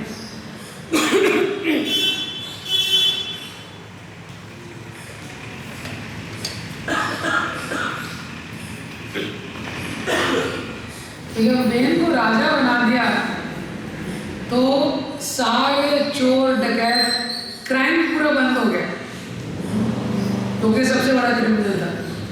हाँ, तो बाकी लोगों ने सोचा हम कुछ क्राइम कर नहीं सकते, तो बॉस ही हमारा, कि हम कुछ गड़बड़ करेंगे दिक्कत हो जाएगी। इतना उसने, तो क्राइम तो बंद हो गया, लेकिन सब यज्ञ बंद करा दिया। कोई यज्ञ कर रहा है, कोई पूजा कर रहा है, बोलो किसकी पूजा कर रहे हो? राजा होता है वो नरदेव होता है, भगवान का प्रतिनिधि है, भगवान का अंश रहता है राजा में। हाँ, किसकी पूजा कर रहे हो तुम लोग? मेरी ही तुमको पूजा करनी चाहिए। मेरे लिए यज्ञ करो, मंत्र चेंज करो, मेरा मंत्र करो, ओम नमो भगवते वेनाय, थोड़ा वासुदेवाय को थोड़ा शिफ्ट करो। तो ब्राह्मण लोग सोचने लगे ये तो बड़ा दिक्कत हो जाएगा। ब्राह्मण उसके पास आते हैं, वे इनको समझाते हैं, देखो अगर तुम अच्छे तरह से राज्य करोगे, राजा को प्रजा अगर अधर्म में लगती है 1/6 कर्मा किसको लगता है? राजा को लगता है। प्रजा धर्म करती है 1/6 बेनिफिट किसको मिलता है? राजा। ये हर लीडर पे ये अप्लाई है, कोई भी लीडर रहता। तो बहुत प्रकार से बताने लगे, वे उनको उपदेश देने लगा कि तुम किस धर्म अधर्म की बात कर रहे हो? हाँ, जितने देवता है, सूर्य चंद्र वायु अग्नि, सब राजा के शरीर में रहते हैं। तो ब्राह्मण समझ गए, समझेगा नहीं, तो उन्होंने आहुति ली, स्वाहा किया, होम करके बोला, भीम, वो जो वेन था उसकी मृत्यु हो गई। तो पहले के समय में ब्राह्मण जो थे इतने तेजस्वी होते थे, राज सिंहासन पे बिठा भी सकते थे और उतार भी सकते थे। ब्राह्मण, क्षत्रिय, वैश्य, शूद्र, हाँ, लेकिन सबसे शक्तिशाली ब्राह्मण है। कलयुग का ब्राह्मण नहीं, जो ओरिजिनल, कलयुग में ओरिजिनल नहीं है, और उसके बाद क्षत्रिय, उसके बाद वैश्य, उसके बाद शूद्र। क्या कारण है इसका? जो शूद्र है उसके पास बुद्धि नहीं है, भोग बुद्धि है, उसको कुछ भी फैसिलिटी दोगे मिसयूज करेगा। इसीलिए शूद्र को वेद पढ़ना पहले अलाउ नहीं, मिसयूज करेगा। आप उसको दो नॉलेज दोगे, मिसयूज करेगा। हाँ, फिजिक्स पढ़ेगा, एटम बम बनाएगा, MBBS करेगा, किडनी निकालेगा, इंजीनियर बनेगा तो ब्रिज जल्दी गिरेगा। हाँ, शूद्र, क्योंकि सेंसेस कंट्रोल में नहीं है।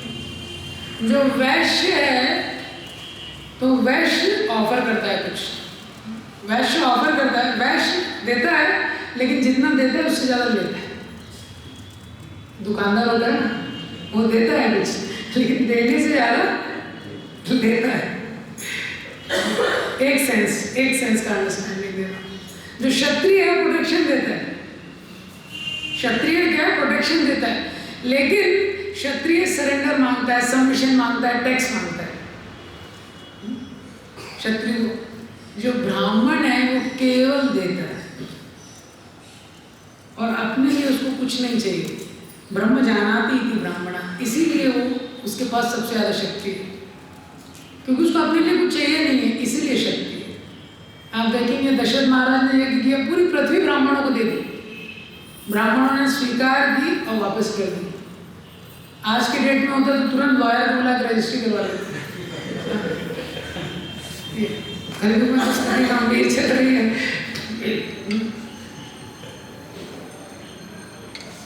तो हमको पता होना चाहिए वो पोटेंसी है वो कहाँ से आती है। पोटेंसी किसी कास्ट से नहीं आती है।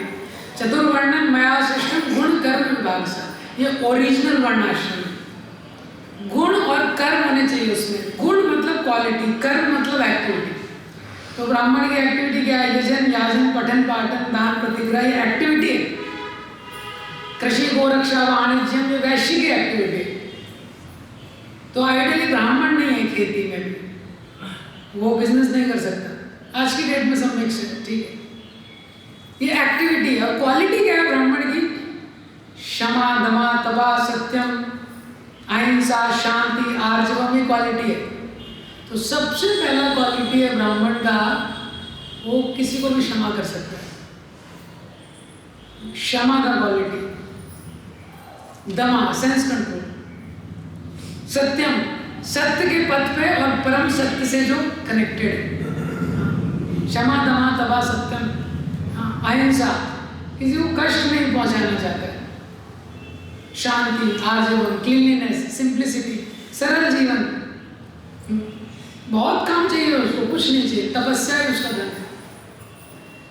तो इस प्रकार से तो ब्राह्मणों ने उसको नष्ट किया। ब्राह्मणों ने, तो वेण की मृत्यु हो गई। अब वेण की मृत्यु हो गई तो वापस से जो अंडरवर्ल्ड वाले अंदर थे वापस आ गए। सब वापस से अनाचार फैल गया, बहुत सारे चोर बदमाश परेशान करने लगे। ब्राह्मण सोचने लगे क्या किया जाए। तो उन्होंने वेन का जो शरीर था भी उसको जलाया नहीं था। उसकी माँ सुनीता उससे आसक्त थी, तो उसके शरीर को प्रिजर्व कर दिया था। तो उसके शरीर को चर्म करते हैं। हाँ, तो लोअर पार्ट से एक व्यक्ति निकलता है, काला कलूटा बोना, छोटा होता है वो। हाँ, उसका नाम होता है बाहुका। तो जैसे ही आता है बोलता है मैं क्या करूँ, तो उसको बोलते तू बैठ पहले। निषिद्ध, इसलिए उसका नाम हो गया निषिद्ध, बैठ पहले। और फिर उसको बोलते हैं कि ठीक है तुम जंगल में जाओ, जंगल में नदी वदी के किनारे कहीं पे रहो, पाप कर्मों में तुम्हारी प्रवृत्ति होगी, सिटी में रहना ठीक नहीं, वहीं पे रहो। वहाँ से जो निषाद डायनेस्टी है वो आया। उसके बाद सोचते हैं अब क्या किया जाए, तो उनके हाथ को चर्म करते हैं वेद के। तो हाथ में अंग महाराज का जो अंश होता है उससे पृथु महाराज और अर्ची निकलते हैं। तो जैसे पृथु महाराज और अर्ची आते हैं, और पृथु महाराज और अर्ची आते हैं तो भगवान के अवतार है, शक्तावेश अवतार है पृथु महाराज। तो जो ब्राह्मण होते हैं उनका गुणगान करने लगते हैं। जैसे ही प्रकट होते हैं गुणगान करने लगते हैं। त्रिकालदर्शी ब्राह्मण रहते हैं, जानते हैं तो भगवान के अंश हैं, तो बहुत उनका गुण कीर्तन करते हैं। उसी में वो बोलते हैं कि आगे जाके पृथ्वी का दोहन करेंगे। हाँ, मैत्रेय जी बताते हैं कि ये 100 अश्वमेध यज्ञ करेंगे, इंद्र इनका घोड़ा चुराएंगे। तो विदुर जी बोलते हैं कि पृथ्वी को गौ माता बनने की क्या जरूरत थी, और इंद्र ने घोड़ा क्यों चुराया। वैसे तो इंद्र का ट्रैक रिकॉर्ड है थोड़ा पहले से। तो वहाँ से फिर पृथु महाराज की कथा आती है 17 से 23 तक। तो पृथु महाराज की कथा आती है। पृथु महाराज का जो रूल है, कैसे वो शासन करते हैं, और एक समय में पूरा अकाल पड़ जाता है क्योंकि पृथ्वी कुछ भी देना बंद कर देती है। तो पृथु महाराज पृथ्वी के पीछे भागते हैं। पृथ्वी माता गौ माता का रूप धारण करती है। हाँ, तो फिर पृथ्वी बोलती है कि मेरा दोहन कीजिए। तो अलग अलग लोग बछड़े बने हैं और अलग अलग चीज़ों का दोहन हुआ है। प्रहलाद महाराज बछड़े बने तो शराब, असुरों के लिए शराब। ऐसे अलग अलग चीज़ सब पृथ्वी में ही है, क्योंकि सोना पृथ्वी में है, सब कुछ तो पृथ्वी में है। पृथ्वी माँ है ना, सब उसके अंदर है। तो बड़ा टेबल है वो 4 कैंटों में।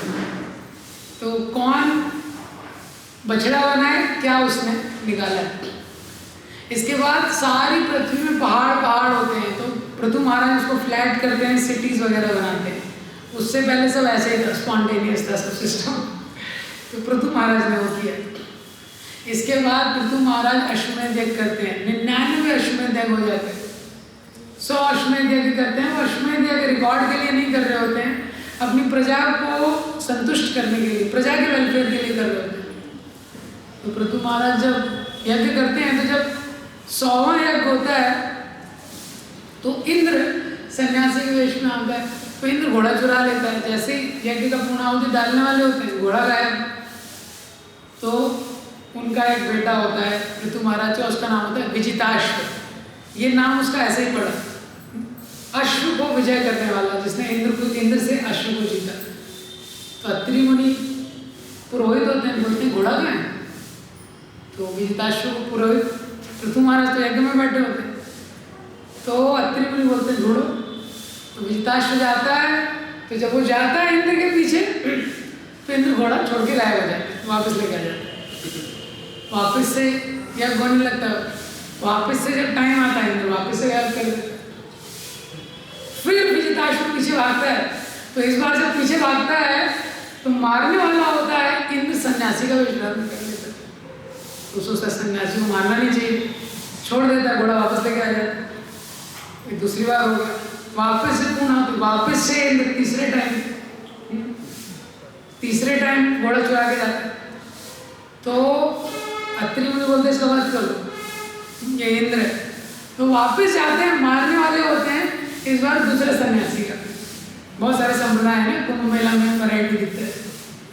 तो इस बार दूसरा सन्यासी का ड्रेस। तो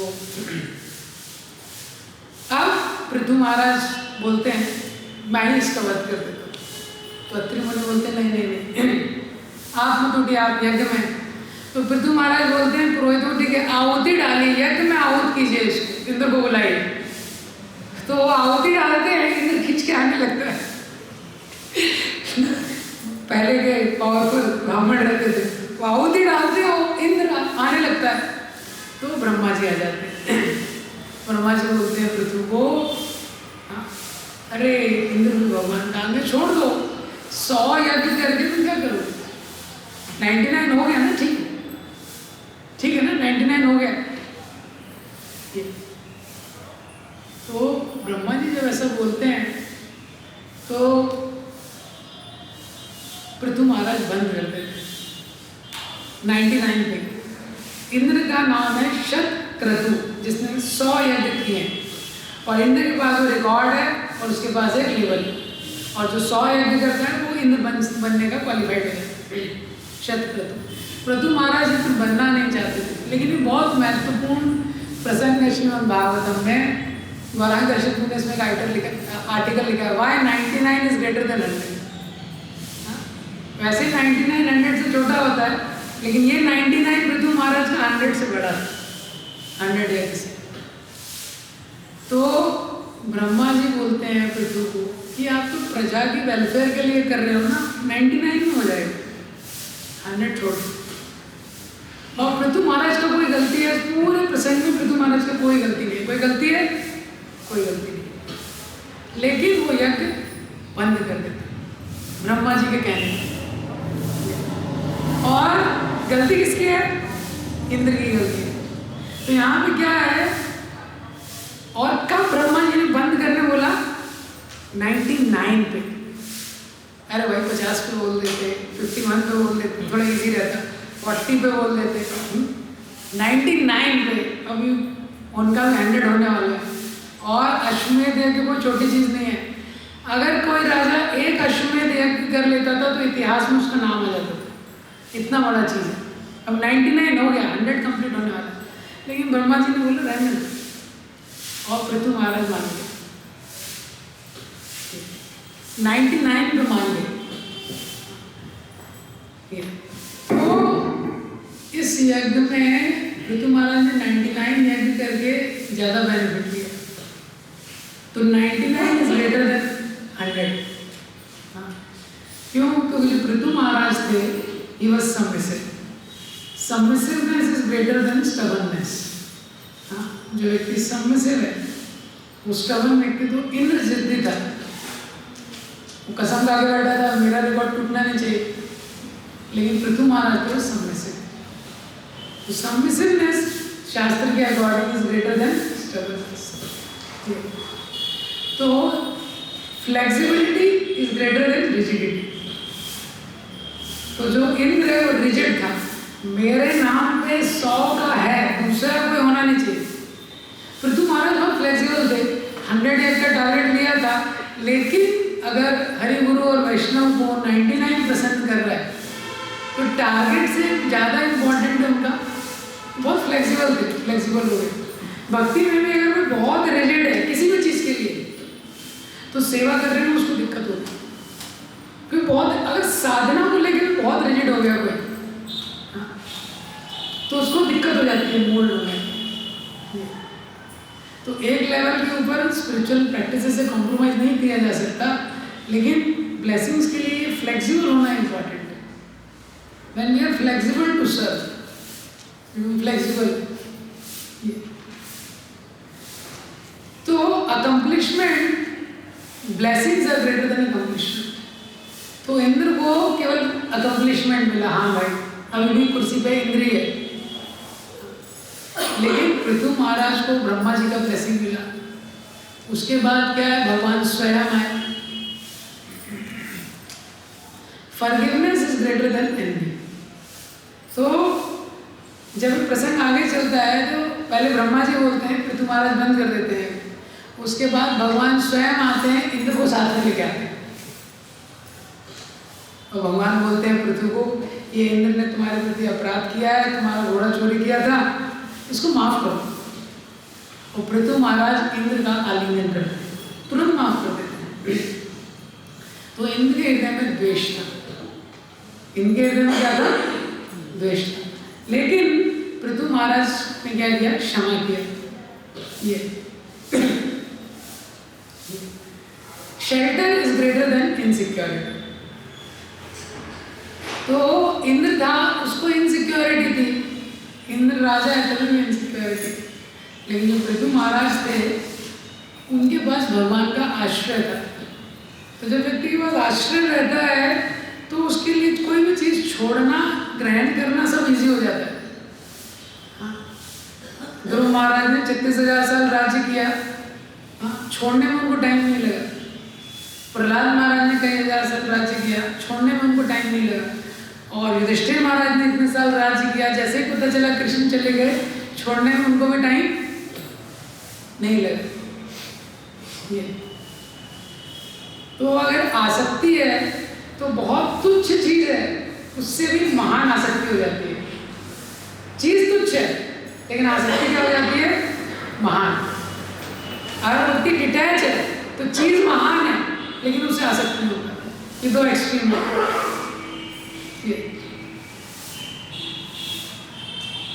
तो पृथु महाराज का जो कैरेक्टर है बहुत स्पेशल है। भगवान स्वयं आते हैं, भगवान पृथु से बोलते हैं अगर तुम्हारे जैसे भक्त क्रोध में आ गए, हाँ, तो इतने सालों की जो भक्ति है, इतने समय से तुमने जो भक्ति की है वो व्यर्थ हो जाएगी, व्यर्थ समझ में आएगी।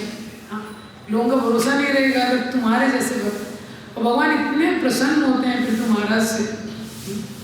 तो हमेशा शास्त्रों में देखेंगे भक्ति अकम्प्लिशमेंट के बारे में नहीं, भक्ति एटीट्यूड के बारे में।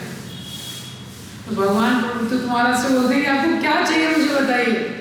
तो पृथु महाराज बोलते हैं, बहुत लंबी प्रार्थना है लेकिन एसेंशियली वो बोलते हैं मुझे 10,000 काम चाहिए, 10,000।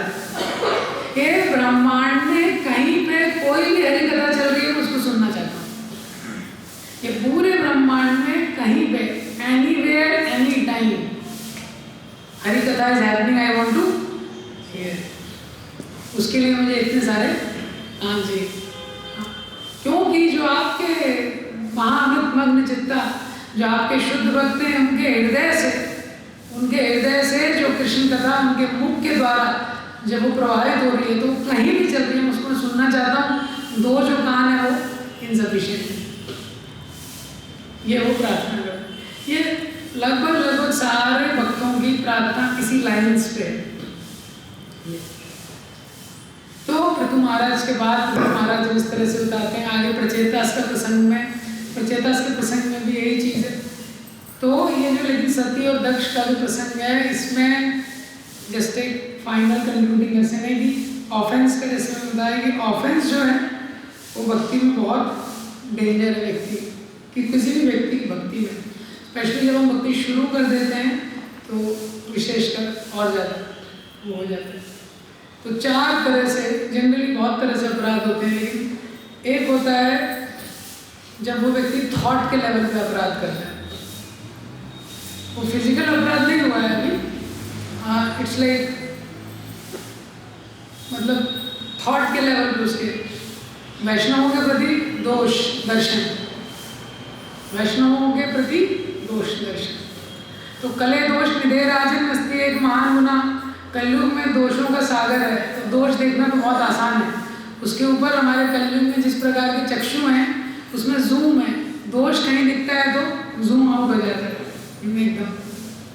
तो जब मन में दोष आता है तो अपराध तो नहीं है उसका, लेकिन अगर निरंतर उस तरह की भावना बनी रहती है तो वो क्रिया में परिवर्तित हो जाता है। दूसरा ऑफेंस होता है अननोइंगली, मतलब हमको पता नहीं चलता अपराध हो जाता है। जैसे रूप गोस्वामी लीला स्मरण में थे, वो लीला आती है, वो लीला स्मरण में थे, तो लीला में क्या चल रहा है, वो गोलोक चैनल में ट्यून थे।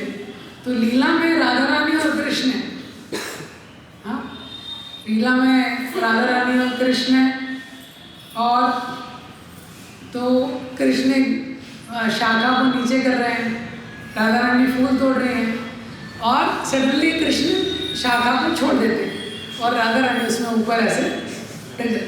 तो रूप गोस्वामी देखते हैं, हंसने लगते हैं, वो लीला में हंस रहे हैं, लेकिन सामने एक वैष्णव जा रहा होता है, वो लेम होता है, पाँव में कुछ प्रॉब्लम होता है फिजिकल, उसको लगता है मेरे पे हंस रहे हैं। रूप गोस्वामी का लीला स्मरण ब्रेक हो जाता है। Annoying offences. तीसरा होता है कि इनएडवर्टेंटली डन ऑफेंसेस।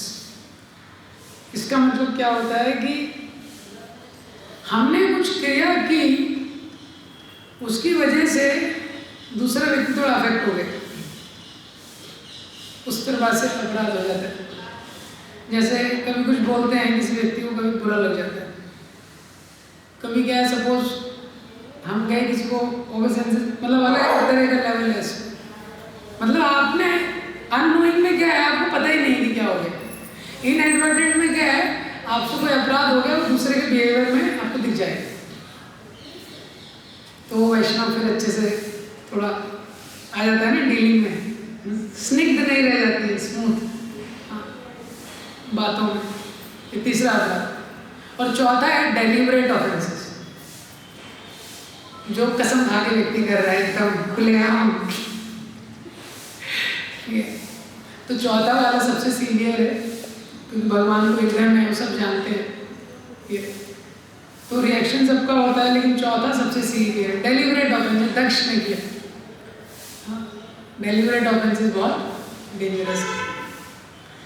इन सब का रूट क्या है, चारों प्रकार के अपराध का? Lack of sensitivity. Lack of sensitivity जो है सारे प्रकार के अपराधों का रूट है। कि संवेदनशीलता में कमी हो जाती है, इतनी सारी चीज़ें रहती हैं, बहुत कुछ रहता है, माइंड में कुछ है, तो कई बार सेंसिटिव डीलिंग हो नहीं पाती, तो वैसा होता है, तो उसके कारण नहीं होता। तो कभी भी जब भी हम डीलिंग कर रहे हैं किसी से, तो डीलिंग में एक इम्पॉर्टेंट चीज़ है टॉलरेंस। टॉलरेंस भी किस पे? तो व्यक्ति को क्रोध आता है, क्रोध का नेचर क्या है? Person become forgetful, he become foolish, ये नेचर है क्रोध का।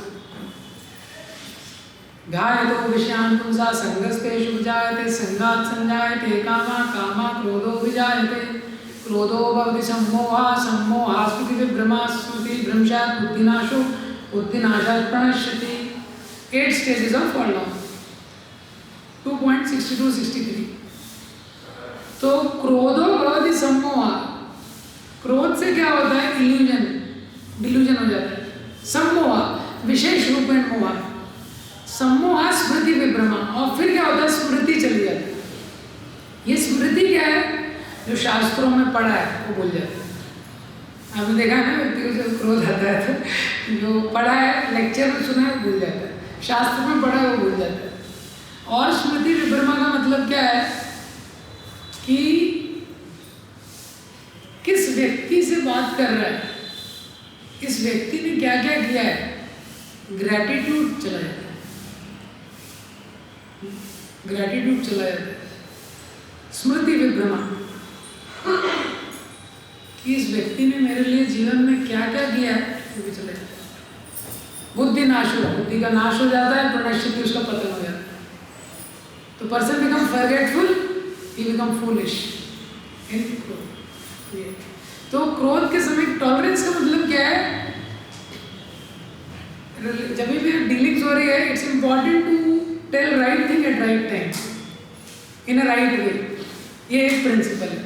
और दूसरा प्रिंसिपल क्या है, avoid saying the wrong thing when there is tempting situation. ये दो, सही समय पे सही तरीके से सही बात करना चाहिए, ये एक सिद्धांत है। दूसरा, जब भी प्रोवोकिंग सिचुएशंस होती हैं तो रॉन्ग चीज को बोलने से बचना चाहिए, क्योंकि गलत समय में व्यक्ति ऐसे अपशब्द हो जाता है, वो जन्म भर के लिए रह जाता है, व्यक्ति भूलता नहीं है। हाँ, भूलता नहीं है। डिवोटी मुझे बता रहे थे लास्ट टाइम वृंदावन आया था तो उनसे, तो वो 15 साल पहले कुरुक्षेत्र में थे, अभी वृंदावन में आए, कानपुर में भी थे। तो बता रहे थे, प्रभु जी मैं उनसे मिला, मैंने दंडवत किया, ये किया, जैसे भी थोड़ा बात किया, वो बताने लगे 15 साल पहले आपने, भूलता नहीं है। हाँ, अपशब्द एक बार निकल जाते हैं तो एरो से भी ज़्यादा शार्प रहते हैं। तो डीलिंग्स में एटलीस्ट इतना व्यक्ति को कंट्रोल होना चाहिए कि अपशब्द ना निकलेंगे बहुत। तो यही आप देखेंगे, दक्ष ने बोलना शुरू कर दिया, वो सहन नहीं कर पाया सम्मान को, अपने अपमान को, लेकिन भगवान शिव ने कुछ नहीं बोला। भगवान शिव ने ना केवल स्वीकार किया, एक्सेप्ट कर लिया। ये टॉलरेंस पहला चीज़ है, उसका टॉलरेंस एटलीस्ट इस लेवल पे होना चाहिए, नहीं तो बहुत अपराध हो जाते हैं। अपराध होने के बाद फिर वापस लेना बहुत मुश्किल है, तीर निकल गया, वापस आप उसको डाल नहीं सकते। दूसरा क्या है, सर्कमस्टेंस। कोई भी परिस्थिति है, उसके पीछे बैकग्राउंड रहता है डीलिंग में। कोई व्यक्ति क्यों कैसे एक्ट कर रहा है, रिएक्ट कर रहा है, उसके पीछे बैकग्राउंड रहता है। तो सर्कमस्टेंस जानना चाहिए। तो दक्ष ने जानने का प्रयास नहीं किया कि शिव जी क्यों नहीं उठ रहे हैं। हाँ, शिव जी को क्या है, बैठते हैं, सर्कस बना रखा है और वो एकदम चुपचाप बैठा हुआ है।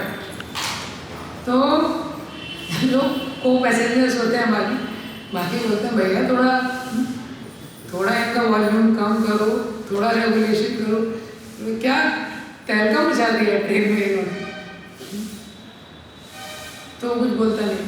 फिर बच्चे कर रहे हैं शुरू, वापस से लोग बोलते हैं तुम कैसे समझना चाहिए बच्चों को, क्रोधित हो जाते हैं। तो बोलता है कि मैं अभी इनकी माँ का अंतिम संस्कार करके तो उनका चेंज हो जाता है परसेप्शन।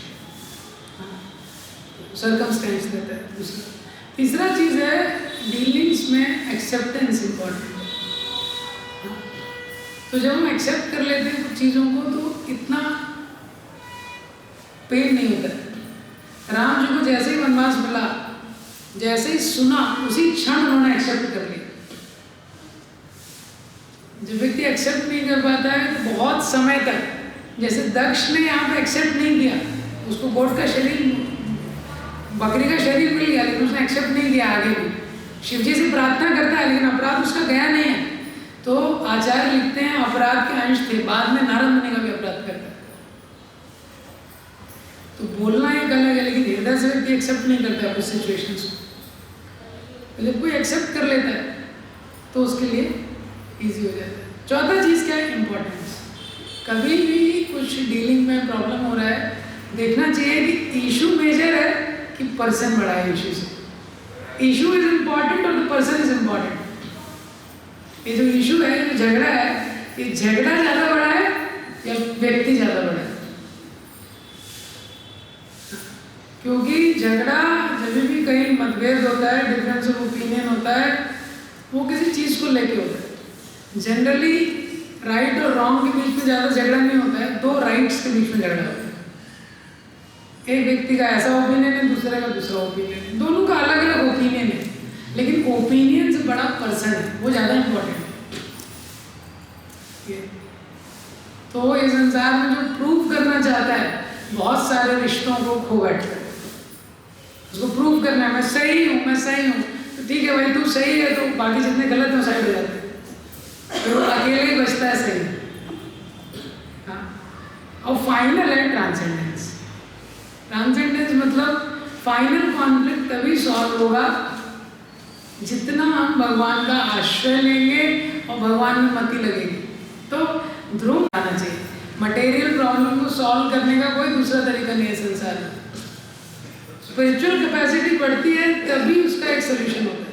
जब आध्यात्मिक रूप से हम प्रगति करेंगे, जब अच्छे से करेंगे, भगवान की कथा अच्छे से सुनेंगे, वैष्णवों का सेवा करेंगे, तो उससे जो सामर्थ्य बढ़ेगा अंदर की जो कैपेसिटी बढ़ेगी, तो व्यक्ति उधर शिव जी को कुछ भी इफेक्ट नहीं हुआ। दक्ष ने उनको यज्ञ का भाग नहीं दिया, उनके ऊपर इतना गाली दे रहे, हम लोग भी इतना गाली नहीं सुन पाएंगे। कोई एक बोलेगा, दो बोलेगा, उसका सुन पाएंगे? भगवान ने सुन लिया, कितना 99 सुन लिया शिशुपाल से। कोई सुन सकता है? कोई नहीं सुन सकता। भगवान का इतना सहन शक्ति है और भक्त का, शिव जी का इतना सहन शक्ति है। तो दक्ष ने 40-50 गाली दे दिया है, कोई फर्क नहीं। इंटरनल कैपेसिटी इतना ज़्यादा था, उनको ज़्यादा फर्क ही नहीं पड़ा। और शिव जी ने सती से भी कुछ बोला नहीं, अरे देखो तुम्हारे पिताजी, सती को भी वो समझा रहे थे कि ये सिचुएशन है, इसको एक्सेप्ट करो। तो ये चौथा चीज़ है। ग्रंथराज श्रीमद् भागवतम की जय, श्री प्रभुपाद की जय।